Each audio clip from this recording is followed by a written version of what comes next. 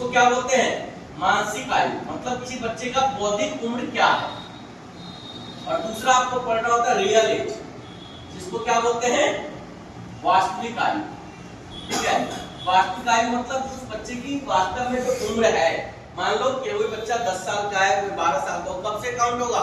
जिस दिन वो जन्म लिया उस दिन से अभी तक की जो उम्र है। जैसे हम लोग की जो अपनी अपनी उम्र है, कोई 25 साल का है, कोई 24 का है, कोई 28 का है, कोई 22 का है, कोई 20 का है, कोई 16 का है, कोई जन्म लिया है, किसी का छठियार हुआ है, जो भी कुछ। अब यहाँ से हमको दो तीन चीजें निकालनी होती है।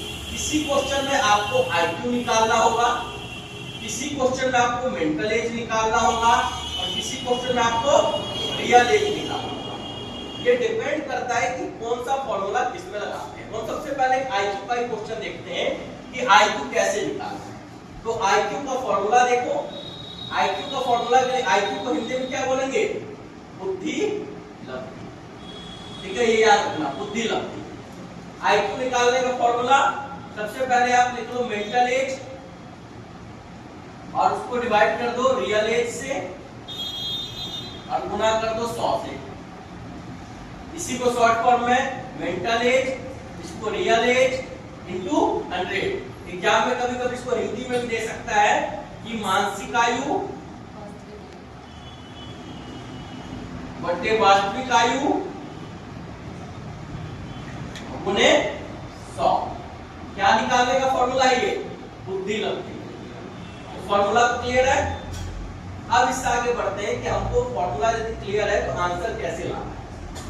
मान लो किसी बच्चे का मेंटल एज है 16 साल और उसका रियल एज है 20 साल, और हमको निकालना है आयु। किसी बच्चे की उम्र वास्तव में कितनी है? 20 साल, और उसका दिमाग कितने एज का है? 16 साल। कोई मिल गया मूवी देखे हो ना, उसमें जो ऋतिक रोशन का रोल है, उम्र बहुत ज्यादा है और बुद्धि बहुत कम रहती है, मतलब उसका क्या कम है? IQ। सेम वही चीज है। अब यहाँ पे IQ निकालने का फॉर्मूला हम डालते हैं, क्या चीज? MA बटे RA गुने 100। MA कितना? 16